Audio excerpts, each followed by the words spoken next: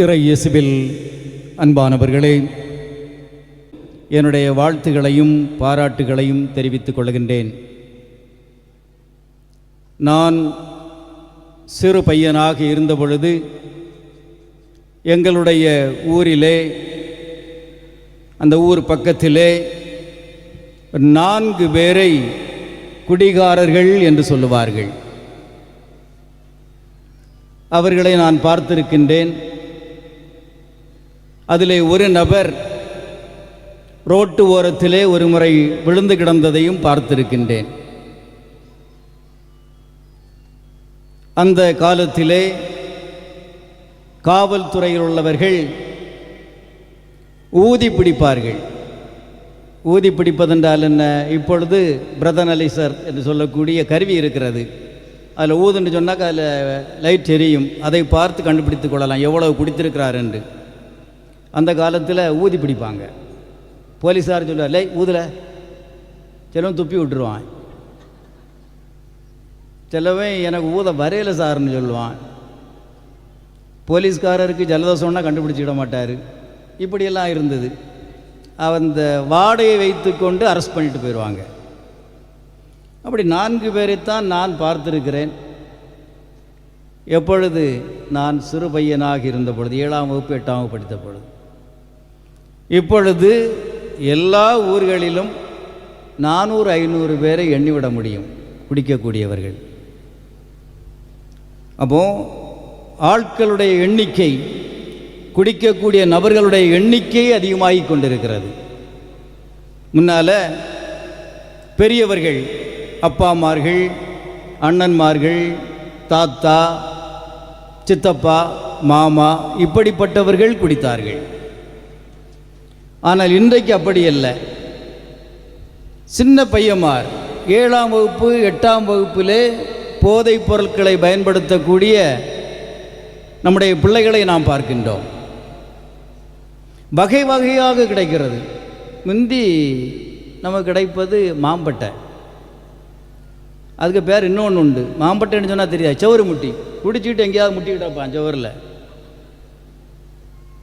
ஒருதான் மாம்பட்டையை குடிச்சிக்கிட்டு ஒரு போஸ்ட் நிற்க பார்த்தீங்களா, மின் கம்பம், அதை கட்டி பிடிச்சிட்டு, டே அண்ணா வா, நீ இங்கே நிற்க, வா போவோம், இப்படி ஆக்கிவிடும். இப்படியெல்லாம் நடந்திருக்கு அந்த காலத்தில். இப்போ இன்றைக்கு விதவிதமாக கிடைக்குது.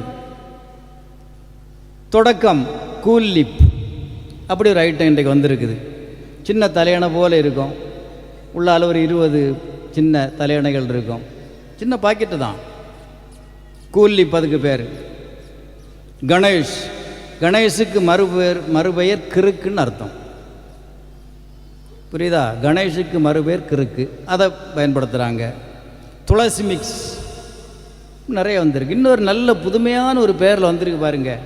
நம்ம பிள்ளைகளுக்கு அந்த பேரை வைக்கலாம், ஷைனி கைனி. எப்படி? போதைப் பொருள் பேர் ஷைனி கைனி. பையன் என்ன நினைக்கிறான், நமக்கு அந்த ஷைனி தான் கிடைக்கல, எதையாவது போடுவோம். இப்படி ஷைனி கைனி பயன்பாடுகள் தாராளமாக கிடைக்கும் எங்கே பார்த்தாலும். அப்புறம் நம்முடைய அரசாங்கம் நம்ம பிள்ளைகளெல்லாம் நல்ல மூளை தெளிவோடு இருக்கணும் பார்த்தீங்களா, அதுக்காக டாஸ்மாக்கு நிறைய திறந்து விட்டுருக்கு இல்லையா? காந்தி சொன்னார், இந்த மதுவிற்ற வருமானம் நாட்டிற்கு அவமானம்னு சொன்னார் இல்லையா? நாட்டிற்கு அவமானம். இன்றைக்கு நம்முடைய தமிழகத்திலே விதவைகளுடைய எண்ணிக்கை அதிகமாகி கொண்டே போகிறது. இளம் விதவைகள். இதனால இந்த குடியினால இறந்து போனவர்களுடைய மனைவிமார் இளம் வயதிலேயே விதவைகளாக மாறிக்கொண்டிருக்கிறார்கள். சீர்காழி கோவிந்தராஜன் என்ற ஒரு நல்ல ஒரு பாடகர் உண்டு, நடிகர். அவருடைய மகன் ஒரு மருத்துவர். அவர் ஒரு முறையை பேட்டி அளிக்கிறார். சொல்லுகிறார், நம்முடைய தமிழகத்திலே இனி ஹார்ட் ப்ராப்ளத்தை விட கல்லீரல் பிரச்சனைகள் தான் அதிகமாக போகிறது, அந்த மருத்துவமனைகள் தான் அதிகமாக வரப்போகிறதுன்னு சொன்னார். 7-8 வருஷத்துக்கு முன்னால். அது இன்றைக்கு நிரூபணமாகி கொண்டிருக்கிறது. கல்லீரல் பிரச்சனை எதனால? குடியினால. நிறைய பேர் செத்து போகிறாங்க. இரத்த வாந்தி எடுத்து செத்து போகிறாங்க. ஏன்னா கண்ணு முன்னாலேயே பலர் இறந்துருக்கிறாங்க. ஏன்? குடியினாலே குடும்பங்களெல்லாம் குடை சாய்கிறது, குடும்பங்களெல்லாம் சின்ன பின்னமாக மாறிவிடுகிறது. எப்படியோ வாழ வேண்டிய குடும்பம் எப்படியோ போய்விடுகிறது. பெரிய பெரிய ஜாம்பவான்கள், அரசியல் தலைவர்கள், நடிகர்கள், நடிகைகள் எல்லாம் வீழ்ந்தது இந்த குடியினால், இந்த போதையினால். நம்முடைய மாவட்டத்தில் ஒரு கல்லூரி துவக்க நாட்களிலே முதல் ஆண்டு பிள்ளைகளெல்லாம் எவ்வளோ உற்சாகமாக இருப்பாங்க இல்லையா? கல்லூரி மாணவிகள் நல்ல உற்சாகமாக இருப்பாங்க, ஜாலியாக இருப்பாங்க. அப்போ ஒரு ஆசிரியை பாடம் நடத்துகிறாங்க, துவக்க நல்லா இருந்தாங்க பிள்ளைகளெல்லாம். பிறகு 4-5 பிள்ளைகள் முன் வரிசையில் ரொம்ப அமைதியாக பக்குவமாக நல்லா இருக்கிறாங்க. டீச்சர் சொல்லி இதை கேட்டுக்கிட்டு அப்படியே இருக்கிறாங்க. டீச்சருக்கு ஒரே ஆச்சரியம், இப்படி ஒரு வகுப்பை நாம் பார்த்ததே இல்லை, இப்படி நல்ல பிள்ளைகளை பார்த்ததே இல்லை.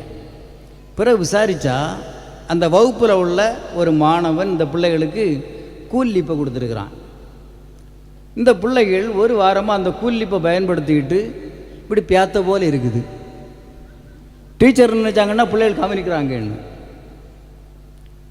இப்படி ஏமாற்றி போடுவான் பையன் மாதிரி. கூல்லிப் இதாவது பரவாயில்லை, ஒரு சின்ன பொடியை இந்த கூல்லிப் வச்சது அம்மா பார்த்துட்டாங்க.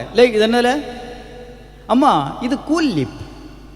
கூலுன்னா கூலி, லிப்புனாக்கா உதட கூலிங்காக வச்சுருக்கம்மா. சம்மர் பார்த்திகளா? அம்மாவை நம்பிக்கிட்டாங்க. பிறகு பார்த்தாச்சுன்னாக்கா அவனுக்கு அறையில் நிறைய அந்த கவர் கிடக்குது. அந்த பையன் 3 ஆண்டுகளாக இந்த கூல்லிப்பை பயன்படுத்தி இன்றைக்கும் சென்னையிலே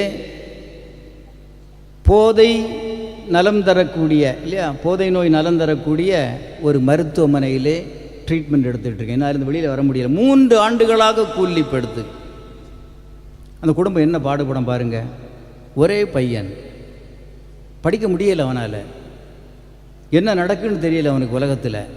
இப்படி ஏராளமான பாதிப்புகளை இந்த போதைப் பொருட்கள் கொண்டு வருகின்றன. முன்னால் பெரியவங்கன்னு சொன்னேன், இப்போ பிள்ளைகள், பெண்கள். தூய பவுல் இன்றைக்கு அழகாக சொல்கிறார், பெண்களுக்கும் அறிவுரை சொல்கிறாரு, நீங்கள் குடிக்காதுங்கன்னு சொல்கிறாரு. அப்போ அர்த்தம் என்ன? அந்த காலத்தில் குடிச்சிருக்கிறாங்க பெண்கள். சில கணவர் மாதிரி மனைவிட்டு வாங்கி கொடுக்குறாங்க, கொஞ்சம் போல் குடிக்கிட்டு ஒன்றும் செய்யாது, நீ ஈன்னு இப்படி இல்லையா இருக்க, நல்லா வைக்கணும், வாட்ட சாட்டமாக இருக்கணும், நீ குதிரை போல் இருக்காண்டாமா, இப்படி ஈன்னு இருக்கிய, குடி கொஞ்சம் போல் பியர் குடி.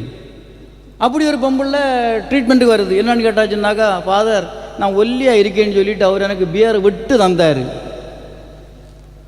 நானும் சாத்துன்னு இப்போ இப்படி ஆகிப்போச்சு.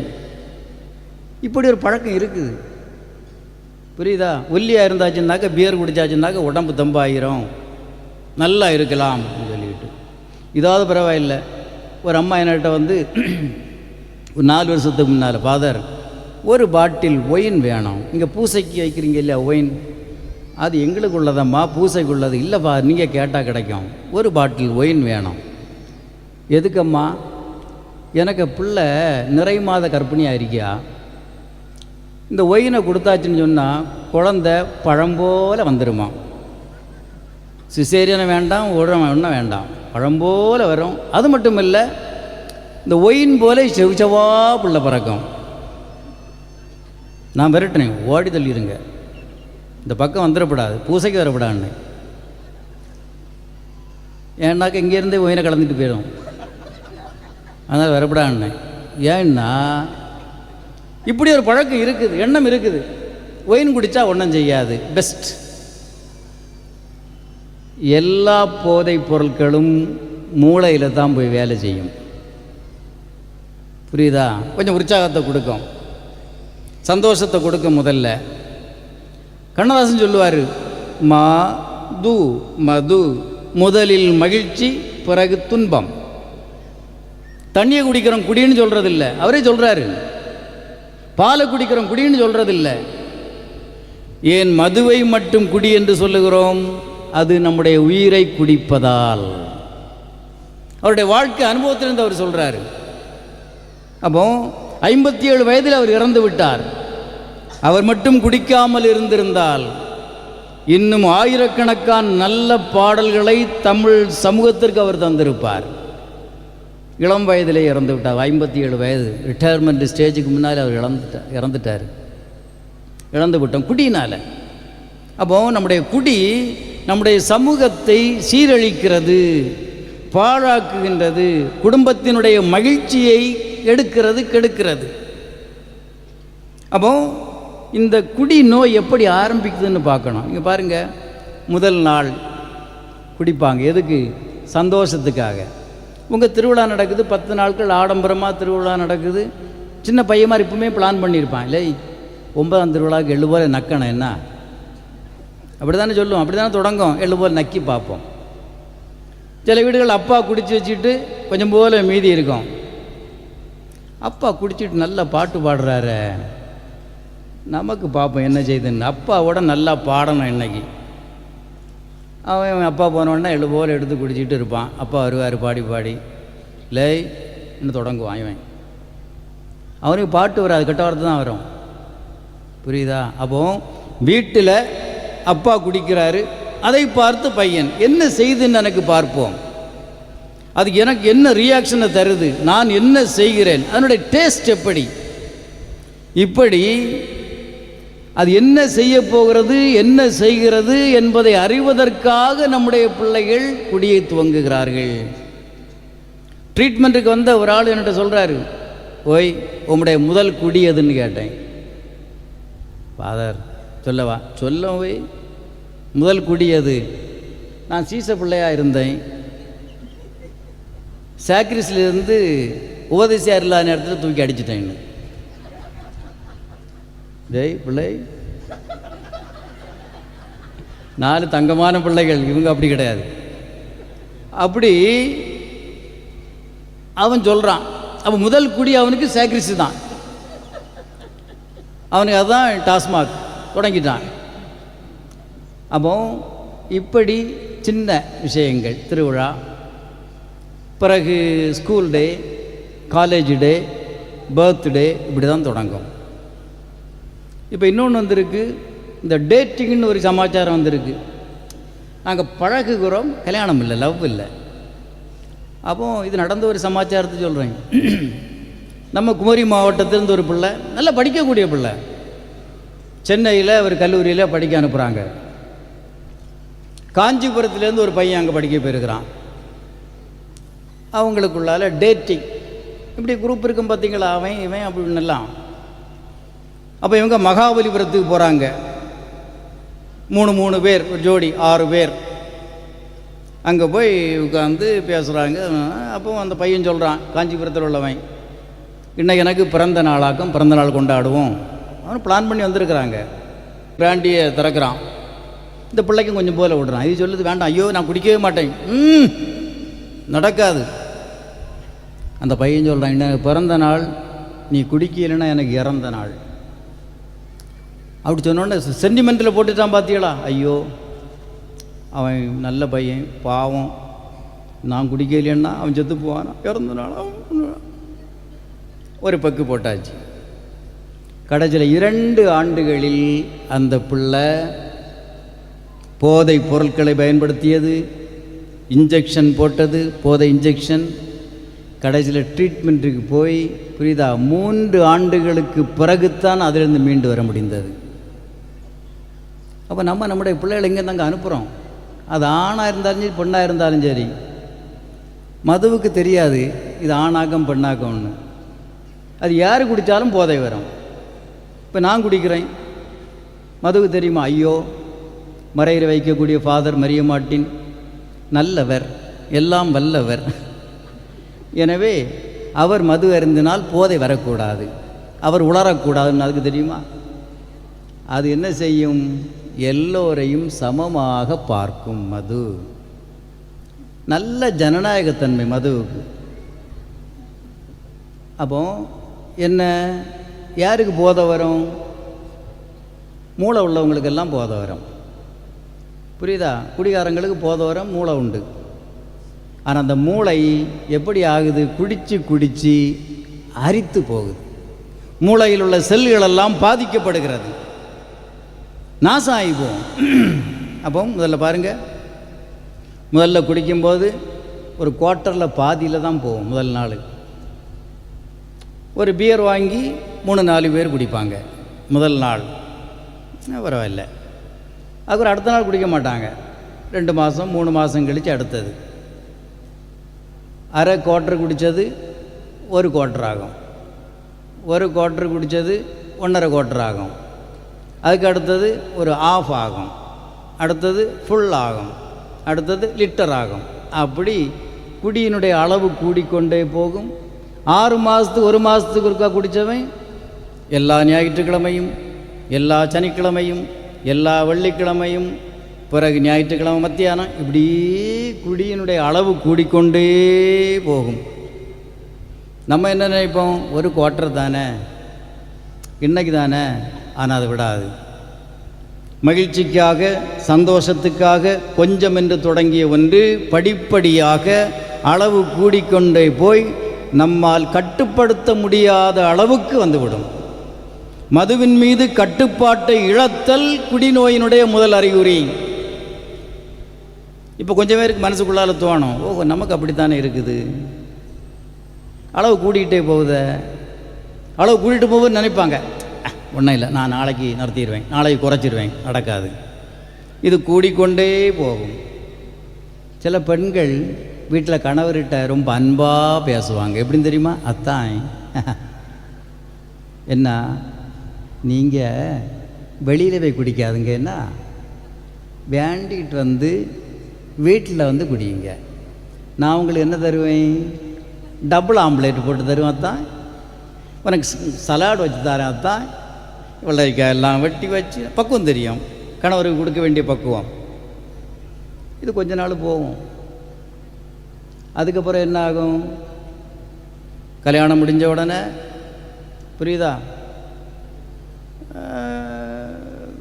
விருந்துக்கு முதல் விருந்து, 2ஆம் விருந்து, 3ஆம் விருந்து வச்சில் 2 மாதம் கழித்து வீட்டுக்கு போகும்போது 4 காப்பை காணாது. குட்டியை காப்பு எங்கே, அவ்வியா வேண்டிச்சினோம். அவ்வியா வேண்டிச்சினோன்னா என்னத்துக்கு வேண்டிச்சினோம், அது என்னதோ ரப்பர் தோட்டம் வேண்டணுமா அதுன்னு வாங்கினாங்க, எல்லோரும் சேர்ந்து நான் கொடுத்துட்டேன்னு. இவன் என்ன செய்கிறான், கொஞ்சம் கொஞ்சமாக குடித்து அழிக்கான்னு தெரியும், சொல்லாது, வெக்கம். அம்மா கிட்ட எப்படி சொல்லியது, அவர் குடிப்பாருன்னு சொல்லியது. பிறகு 2 வருஷம் கழித்து கிந்தி கிந்தி போவோம். என்ன பிள்ளை கிந்தி கிந்தி வர, அவையை சவுட்டுச்சினோம். அவள் சவுட்டு மகன், அம்மா குடிச்சிட்டு சவுட்டுச்சினோம். இதை முதல்ல சொல்லியிருக்கான் இல்லையா குடிக்கான்னு, சொல்லாது.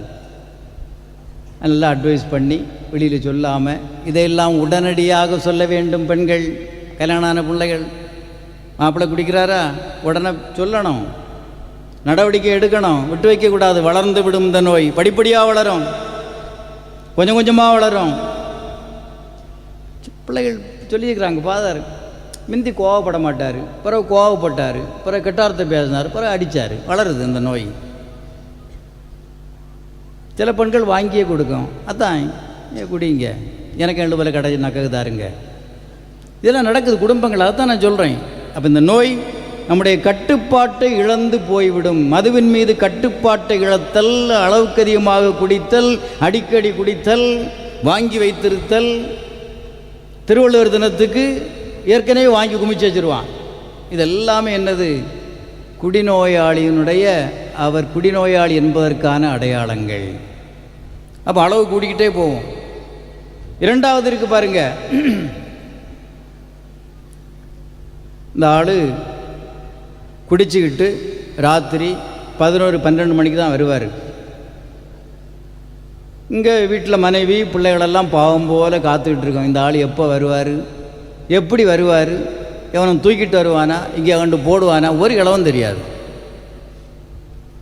இவர் வர்றாரு, நல்லா போத டைட் ஆகி வர்றாரு. ஒரு 11:30 போல் வீட்டுக்குள்ளால் நம்ம கதவும் திறந்து போட்டுக்கிட்டு இருக்குது. கதவை பூட்டியிருந்தாச்சுன்னாக்கா அங்கே என்னட்டு செய்துட்டு இருக்கு, கதவை பூட்டிக்கிட்டுன்னு. இப்படியெல்லாம் நடக்கும் பார்த்தீங்களா. இது திறந்து போட்டுகிட்டே இருக்குது. இவங்களால் நல்ல போதையில் வாரான். வந்து பொண்டாட்டி சொல்லலாம், குட்டியாய் சோறு போட்டுட்டி, டபுள் ஆம்லேட்டு போடு, பச்சை மிளகு நிறைய தூக்கி போடு, ஈரோள்ளி நிறைய போடு சொல்லி டபுள் ஆம்லேட்டு இந்த பொம்பளை போட்டு வச்சுருக்குது. சோறு இருக்குது பார்த்தீங்களா, சரியாக உட்கார முடியுமா? அந்த சோறுக்கிட்ட சப்புன்னு ஒத்த இருப்பு, அதில் இருந்துக்கிட்டு 1/2 மணி நேரம் தொளி பதைப்பு நடக்கும். பார்த்துருக்கீங்களா? 1/2 மணி நேரம் தொளியை பதைச்சி முடிச்சுக்கிட்டு அதை எடுத்து வாயை தவிர வேறு எல்லா இடத்துக்கும் போகும். மூக்கில் அங்கே ஒரு சொரு, இங்கே ஒரு சொரு, எல்லாம் விழுந்து அங்கே சண்டையில் முடியுது. அன்னைக்கு மணியா பிள்ளைகளுக்கே முட்டை கொடுக்கல, உனக்கு டபுள் ஆம்லேட்டு போட்டு தந்தேன், இந்த வேலையை செய்ய நீ. சண்டை அந்த அதில் அடிதடியில் முடிஞ்சு அதில் மல்லாந்து விழுந்தாச்சு. புரியுதா? சப்பரம் கமந்தாச்சு கிடக்கு. அப்போ என்னது சப்பரம் கமந்த சப்பரம் எப்போ எழும்போன்னு தெரியாது. இந்த அம்மா என்ன செய்யும், அதில் உடனே சோறு எல்லாத்தையும் நீட் பண்ணி அந்த இடத்த க்ளீன் பண்ணி போட்டுக்கிட்டு, உறக்கம் இல்லை, அடிதானே. விடிய காலம் சோகமாக ஒரு 6 மணிக்கு போல் அதில் அப்படி குத்த வச்சுக்கிட்டு இருக்குது வீட்டுக்கு முன்ன. நம்ம ஆள் சப்பரம் எழும்புது எத்தனை மணிக்கு? 7 மணிக்கு.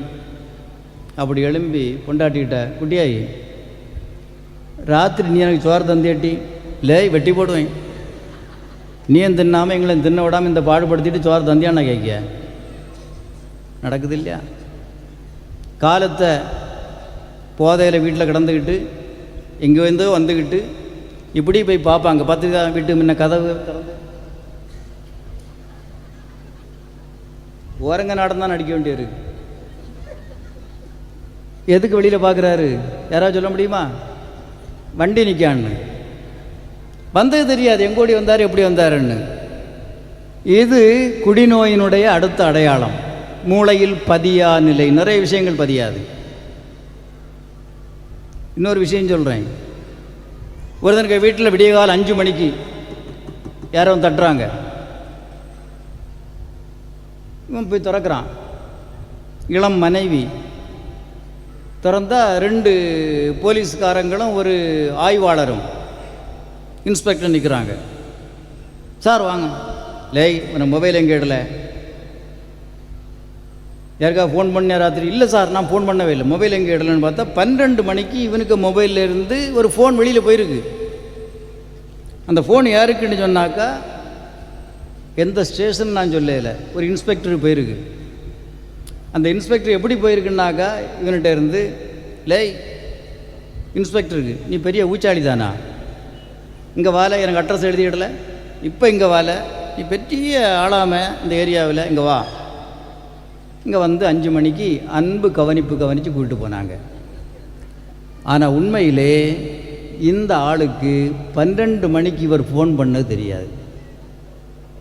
மூளையில் பதியலை. ஏனென்றால் மூளையில் முக்கியமான பண்புகளில் ஒன்று பதிக்கும் ஆற்றல், அது இழந்து போச்சு. மூளையில் உள்ள செல்கள் எல்லாம் அரிக்கப்பட்டு, நம்ம பென்ட்ரைவ் நாசமாக இருந்ததுன்னு பதியாது பார்த்தீங்களா? அதே போல் மூளையில் உள்ள பதிக்கும் செல்களெல்லாம் ஆற்றல் இழந்து சிதைந்து போய் குடிச்சு நிறைய விஷயங்கள் பதியாது. அப்புறம் நானா சொன்னேன், நானா செய்தேன், இப்படிலாம் இருக்கும். அப்போ மூளையில் பதியா நிலை இன்னொன்று. இந்த புது வசந்தம் போதைய நோய் நலப்பணி மையம் இருக்குது பார்த்தீங்களா, நம்ம தொலையாவட்டத்தில். அதில் இப்போ நான் வகுப்புக்கு போயிருந்தேன். இங்கே எப்படியப்பா வந்தீங்கன்னு கேட்டாச்சுன்னா வருதுன்னு சொல்கிறான். ஃபாதர், பொண்ணு பார்க்குன்னு கூட்டிகிட்டு வந்தானோ இங்கே கொண்டு போட்டுட்டான்னு. இல்லைன்னா போக மாட்டான், ஏமாற்றி கூட்டிகிட்டு வருவாங்க.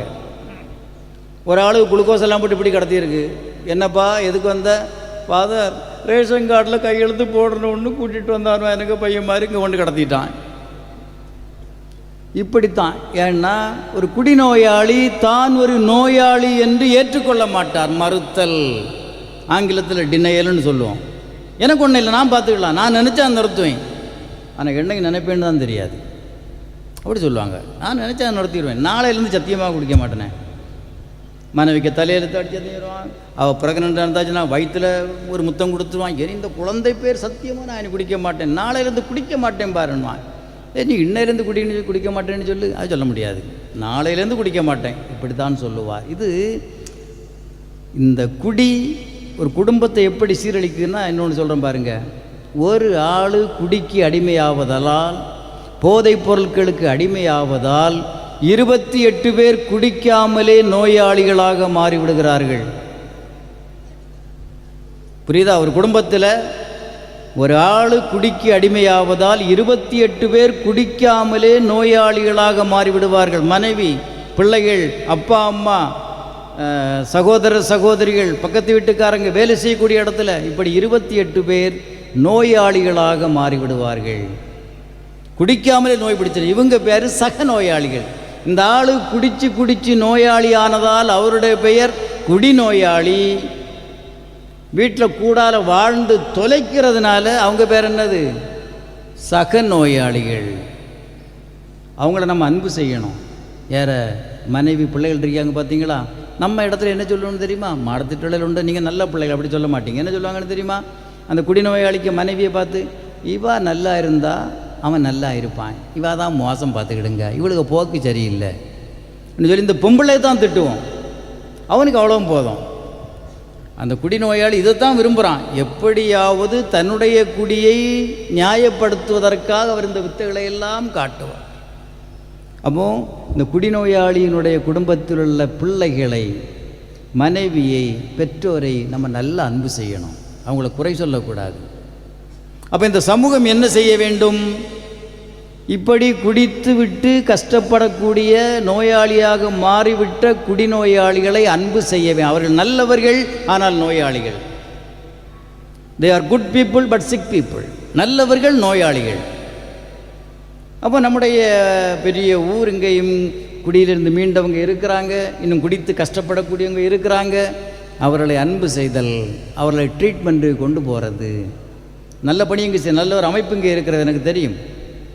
நம்ம தொடர்ந்து செய்யணும். யார் யாரெல்லாம் குடித்து கஷ்டப்படுறாங்களோ அவங்கள உடனடியாக ட்ரீட்மெண்ட்டு கொண்டு போகிறது.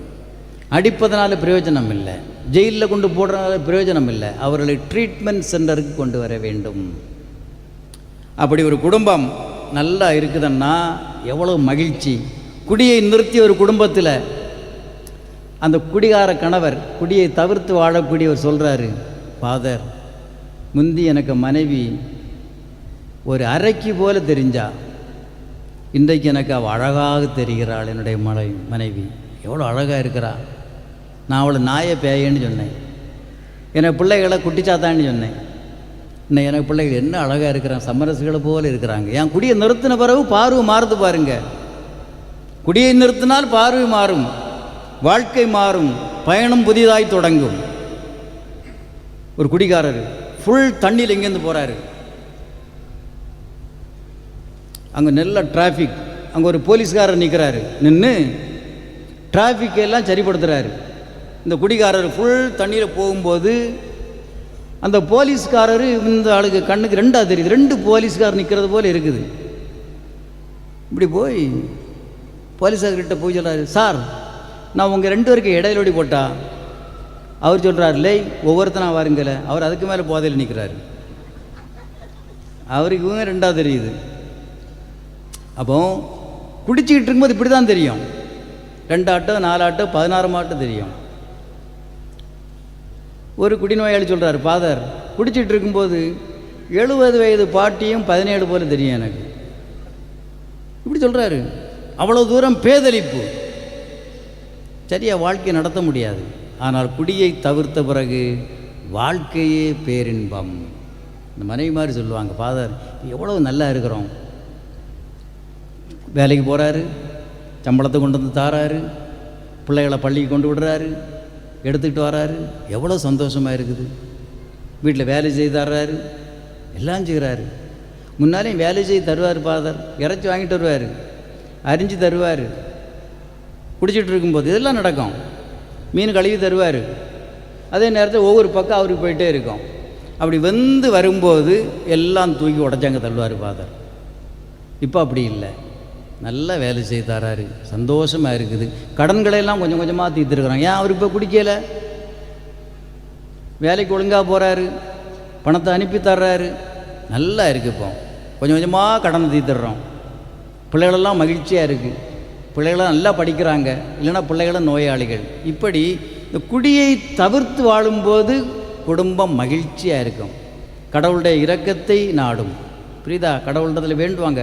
இந்த குடிநோயாளிகளுக்கு ஒரு ஜெபம் உண்டு, இறைவா என்னால் மாற்ற முடியாததை ஏற்றுக்கொள்ளும் மனப்பக்குவமும் மாற்றக்கூடியதை மாற்றும் மனத்துணிவையும் இவற்றை பாகுபடுத்தி அறிய ஞானமும் தந்தருள்வான்னு ஜபிப்பார் அந்த குடிநோயாளி. கோயிலுக்கு போக மாட்டார், ஜோமே செய்ய மாட்டார். ஏன்னா அவருக்கு டாஸ்மாக்கு தான் கோவில், மதுதான் கடவுள். அப்படி இருந்தவர் இன்றைக்கு மாறி உயர்ந்த சக்தியாகிய கடவுளை நம்புகிறார். கடவுளே, என்னால் முடியாது, என்னால் கழியாது, உம்மால் முடியும், என்னை காப்பாற்றி உன் ஒவ்வொரு நாளும் வேண்டுவார். ஒவ்வொரு நாளும் எழும்புனோடனே கடவுள்கிட்ட என்ன வேண்டார்? இப்போ குடியை நிறுத்தின பிறகு, கடவுளே இன்றைக்கு நான் குடிக்காமல் இருக்கணும், நாளையை பற்றி எனக்கு கவலை இல்லை. ஒவ்வொரு நாளும் எழும்புனோன்னு இதை தான் சொல்லுவார், கடவுளே நான் இன்றைக்கு குடிக்க விடாது. ராத்திரி தூங்க போகும்போது, கடவுளே இந்த நாள் என்னை காப்பாற்றினதற்காக உமக்கு நன்றி என்று நன்றியை சொல்லுவார். நல்ல பெஸ்ட்டு ஜபம், கடவுளுக்கு நன்றி. அதை அவர் சொல்லுவார்.